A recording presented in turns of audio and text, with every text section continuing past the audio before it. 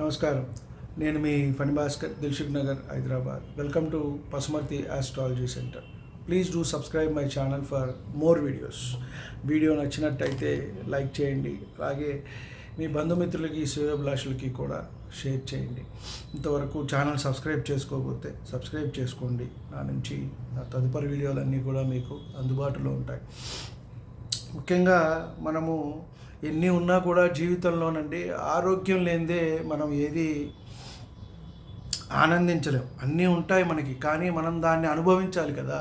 మనకి ఉద్యోగం ఉంటుంది, దాన్ని చేసుకుని దాని నుంచి మనం ఇంత డబ్బులు అనేది సంపాదించుకుంటాం. అలాగే ఆస్తుపాస్తులు ఉంటాయి కొంతమందికి, అది కూడా మనం అనుభవించాలి అంటే మనకి జీవితం ఉండాలి, ఆరోగ్యం ఉండాలి. కాబట్టి ఆరోగ్యం భాస్కరాదిత్యం అంటారు. కాబట్టి సూర్య భగవానుడు ముఖ్యంగా ఈ ఆరోగ్యాన్ని అందరికీ కూడా ఇస్తూ ఉంటాడు, ముఖ్యంగా ఆయన. కాబట్టి మన జన్మ జాతక చక్రంలో మనం చూసుకునేటప్పుడు ఈ రోగాలు, ఎటువంటి రోగాలు అనేవి మనకి వస్తూ ఉంటాయి, వీటి వల్ల మనకి తగ్గుతాయా, వీటి నుంచి మనం బయటపడతామా, అలాగే కొన్ని ప్రాణాంతకమైన వ్యాధులు వచ్చి వయస్సు అనేది సంబంధం లేకుండా కొంతమంది కాలం చేస్తూ ఉంటారు. కొంతమంది బాలారిష్టాల వల్ల కొంతమంది చిన్న వయసులోనే కాలం చేస్తూ ఉంటారు. పుట్టిన వెంటనే వాళ్ళకి సద్యోబాలారిష్టం అంటారు. కాబట్టి సంవత్సరం 3 నెలల లోపే, సంవత్సరం లోపే కాలం చేస్తూ ఉంటారు.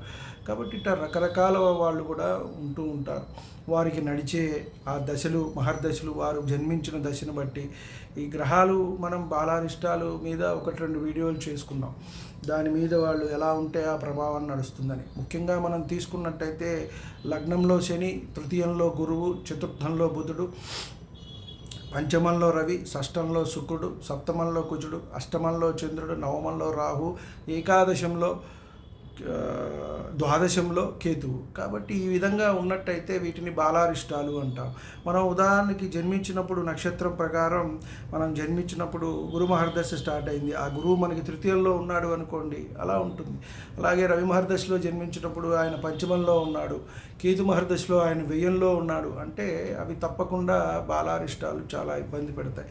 మళ్ళీ వాటిని ఏమన్నా శుభగ్రహాలు అనేవి చూస్తున్నాయా, గురువు చూస్తున్నాడా, బుధుడు చూస్తున్నాడా, శుక్రుడు చూస్తున్నాడా, వాళ్ళతో కలిసి ఉన్నారా, ఇవన్నీ మనం చెప్పుకున్నాం చాలా వీడియోస్లో. కాబట్టి ఇవన్నీ కూడా చాలా మేజర్ పాయింట్స్ అనేవి చేస్తూ ఉంటాయి.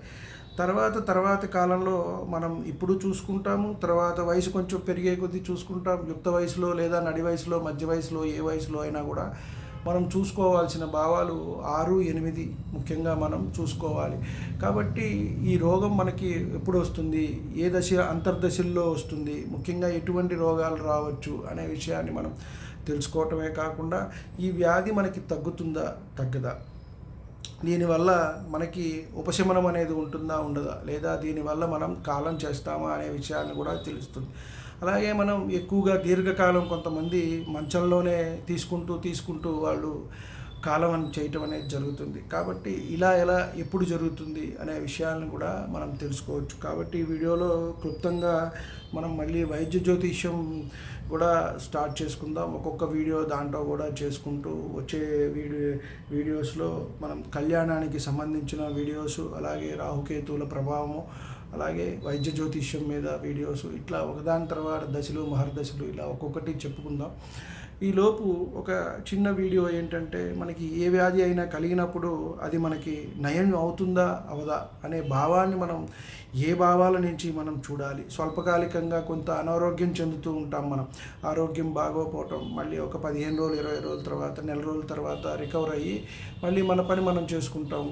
ఏ వృత్తి అయితే వృత్తి, ఉద్యోగము, వ్యాపారము, అలాగే చదువు, ఇవన్నీ చేసుకుంటాం. కాబట్టి ఇలా నయమయ్యే వ్యాధులు ఏముంటాయి అనేది మనం పరిశీలించడానికి ముఖ్యంగా మనం షష్ఠభావాన్ని చూడాలి. 6వ భావంలో ఉన్న గ్రహాలు, 6వ భావాన్ని చూసే గ్రహాలు, అలాగే 6th లార్డ్ ఈయన ఎక్కడున్నారు, ఇలాంటివన్నీ కూడా మనం చూసి, ఓహో ఇది పర్వాలేదు, దీనివల్ల కొంత ఇబ్బంది లేదు, ఇది నయం అవుతుంది, దీని నుంచి బయటపడతారు.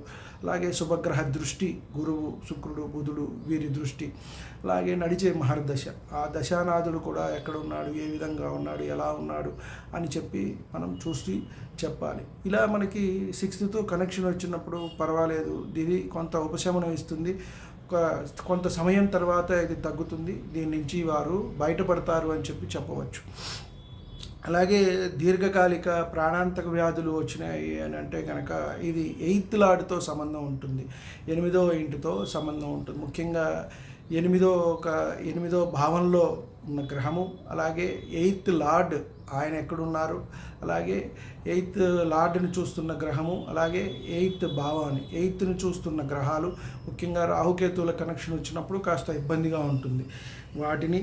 అలాగే మనం అక్కడున్న గ్రహాలు వీటి సంబంధం ద్వారా ముఖ్యంగా మనం చూసుకునేది ఆ ఇంటిని చూస్తున్న గ్రహము, ఆ ఇంట్లో ఉన్న గ్రహము, ఆ ఎయిత్ లార్డ్ ఎక్కడ ఉన్నారు, అలాగే అష్టమానికి కారకుడైన శని ఏ విధంగా ఉన్నారు, ఆ భావాన్ని చూస్తున్నారా అనే విషయాన్ని మనం పరిశీలించవలసి ఉంటుంది.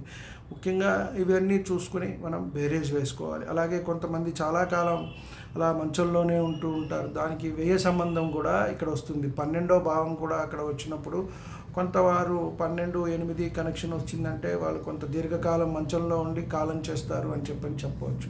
అలాగే 12-6 కనెక్షన్ వస్తే కొంతవారు రెస్ట్ తీసుకుని మంచంలో ఉన్నా కూడా తిరిగి వాళ్ళు మళ్ళీ వాళ్ళ రొటీన్ వర్క్లోకి వాళ్ళు వెళ్ళిపోతారు అని చెప్పని మనం చెప్పవచ్చు. కాబట్టి ఇలా ఏ భావాల కనెక్షన్ వచ్చింది, 6th 8th 12th లార్డ్స్ ఎవరి కనెక్షన్ వచ్చింది, ఆ గ్రహాలు ఎక్కడున్నాయి, అలాగే ఆ 6, 8, 12లో ఏ గ్రహాలు ఉన్నాయి, లేదా ఆ భావాలను ఎవరు చూస్తున్నారు, ఇవన్నీ కూడా మనం చూసుకుని చెప్పవలసి ఉంటుంది. కాబట్టి వీటన్నిటినీ పరీక్ష చేసి మాత్రమే రోగ నిర్ధారణ, అలాగే ఈ రోగం తగ్గుతుంది, ఈ రోగం తగ్గదు, వారికి నడిచే దశ ఏది నడుస్తోంది, ఎక్కడుంది, ఆ గ్రహ బలం ఎలా ఉంది, ఆ గ్రహాన్ని ఎవరు చూస్తున్నారు, ఇవన్నీ మనం బేరేజ్ వేసుకొని మనం చెప్పుకోవాలి.